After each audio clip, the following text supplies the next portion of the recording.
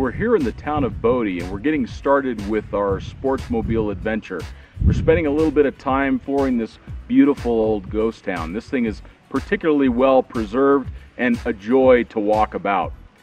Now next for us is Death Valley. So we're going to head down the 395 and into no man's land. The goal is to cross over the mountains and get out into the middle of the big wide desert. Sportsmobile appeals to me because it's kind of the ultimate road trip vehicle. You can drive 80 miles an hour on the highway with no problem. You can get off the road, air down, shift into four-wheel drive, and I can go almost as many places I can take the Bronco. And when I get there, I can just pop the top and go to bed. And I can cook dinner and go to bed. And so, I can camp in the Bronco, and that's fine. I love my Bronco, but the Sportsmobile offers you weather protection, sound system, all the amenities of your home, basically, and it's on wheels, and it'll go almost anywhere I want to go. It's got 150,000 miles on it, 147 on this trip, and it's treated us pretty well. So tell me about why you guys decided on a Sportsmobile back in 2002. I think it was love, Can you really explain that? We saw one and we said, we got to have it. No, I do a lot of surfing, and some of the guys that I see surfing, have these things, and I'm going, wow, what a great Baja vehicle.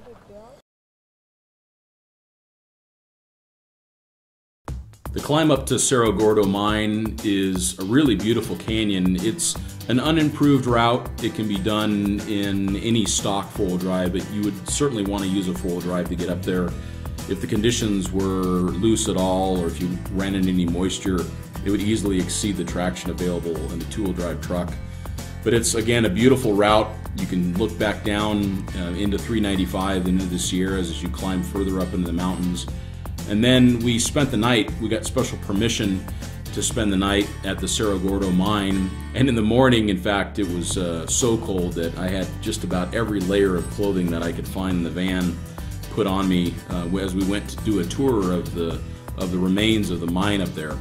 The caretaker of the mine is a really interesting guy, very knowledgeable in the area, and he volunteers his time up there. He essentially has some room and board, but he, as a retired gentleman, spends his time taking care of the place, making sure it doesn't get damaged or looted. And he also takes the time to show people around and give them a sense for what it was like to live up there. Egbert Judson had a paper company in San Francisco, and he also made a deal with a guy named Alfred Noble. It's an amazing collection of old mining equipment and memorabilia. This little town that was up there was quite bustling, and it had a beautiful mansion. It had some additional homes up there as well. It also had an assayer's office. It had a bar. It had looked like the remains of a brothel, and it also had a really interesting hotel up there as well that we were able to walk through. And all of these places were filled with the original contents, because this hasn't been turned into a state park yet and kind of polished over, and also because it's been well protected throughout all these years. All of those original items are still there, even down to the first aid kits that were originally bolted to the wall 100 years ago. Pretty amazing to see all of that in one place, and we all had a really fun time.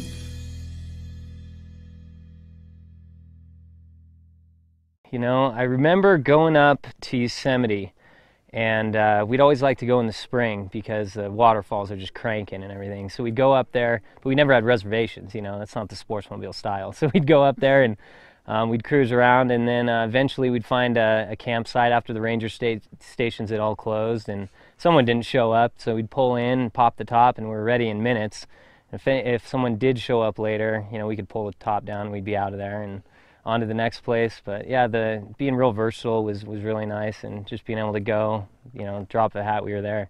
My favorite thing about the van is the stuff you can't really see on it. The drivetrain, the suspension. I've got lockers front and rear, and onboard air. So when we go off-road, everything's with the van that we need. We can air down, we can air up, and the lockers will take us over just about anything. Sometimes you can get in trouble with them, but for the most part, we've had nothing but good times on them. And when we need them, and when we don't, they're sitting there and they don't do anything, and they don't cause any trouble.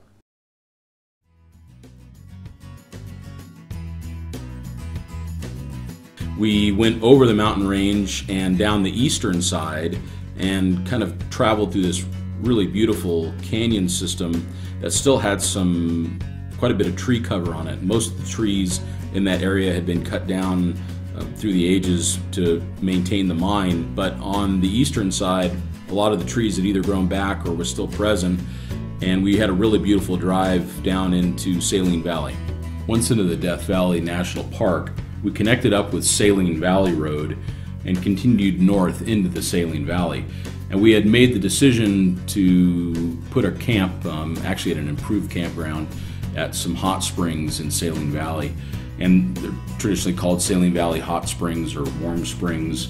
But that whole area is filled with hot springs, and it makes for a pretty relaxing place to camp, as long as you watch out for the local wildlife. But it was a really nice place to set up camp for the evening. We had a great meal, relaxed. The temperatures were much warmer that night than the night before, which allowed us to hang out around the campfire well into the evening. Up in the Panamints where these prospectors' cabins is really nice. It's like getting away, and there's not a lot of people. There's so many of these campgrounds with like parking lots with trees, and everybody's got their own radio station on, and the kids are running through your camp, and it's like, wow, I could be home doing this, you know. So you're up here, it's quiet, the air's fresh. Every now and again somebody comes by on their motorcycle or an ATV or a little Jeep or something, and so, oh, you have a nice little visit, and then off they go, and you're out there. But the sunrises and the sunsets are just gorgeous out here. And even the snow, when we've had snow out here, it's just beautiful. Well, I think Death Valley offers a big variety of roads, interesting roads, challenging roads. The geology and the topography is just so scenic. And I kind of like abandoned mines and ghost towns and stuff. And Death Valley has a relatively good concentration of interesting roads and interesting stuff to see. Death Valley is unique. There's a stark beauty to the desert, but the different desert topographies that you find all throughout Death Valley, it changes depending on which area you're in. We've been taking care of some prospectors' cabins for the last 25 years in this area, so we've driven over a lot of the roads and seen a lot of the valley. And people say, "You're going back to Death Valley again?" We keep coming back because it's just a gorgeous place to be. And the next morning we got up and we decided to take a little bit more technical route as we left the Death Valley area. So we continued northeast out of Saline Valley, just south of the Saline Range and just north of the Panamint Range. There's a canyon that heads up towards the Marble Bath. Now, the Marble Bath is obviously a really fun and interesting thing to see in Death Valley. I won't give away the surprise, but it's certainly worth stopping to check out, and we had some fun with that. And that was when we really needed to start putting these vehicles into low range and utilizing the differential locks, because the terrain became much more technical. The canyon was narrowing down, the rocks were larger and loose, the road was no longer maintained. There were some pretty significant washouts, and this really started to show the capability of the Sportsmobile platform. We were able to take something with a lot of amenities and a lot of comfort and take it through a road that would be traditionally reserved for Land Cruisers and Jeeps. And that was a really interesting opportunity for me to test the limits of these trucks. And several of them were equipped with air-locking differentials, which these trucks really did need in that particular environment. When we entered Dedekara Canyon, it became very narrow, the rocks were much larger, several significant shelves, several waterfalls that we had to climb or descend, and we really needed that additional clearance of the 35-inch tires. We needed the low-range gearing of the Atlas transfer case, and we did have to engage air-locking differentials at times to keep the stress down on the vehicle. The trucks without the air lockers struggled quite a bit more. They had to take numerous passes at several obstacles to get through. But you can see that these trucks can be set up properly to take some really technical terrain. Once we came through Dedekara Canyon, we were able to see a beautiful view of the Eureka sand dunes down below us as the alluvial fan of the valley started to open up and we dropped down towards the dunes. It was quite a stunning sight as the sun was setting, and another beautiful campsite that evening. Overall, Death Valley is a stunning place to visit, a beautiful desert environment with some really challenging roads, and all within a day's drive of either Phoenix or Southern California. Pretty amazing that that type of environment is still available to us and we can still enjoy it the way that we did on this trip with great friends.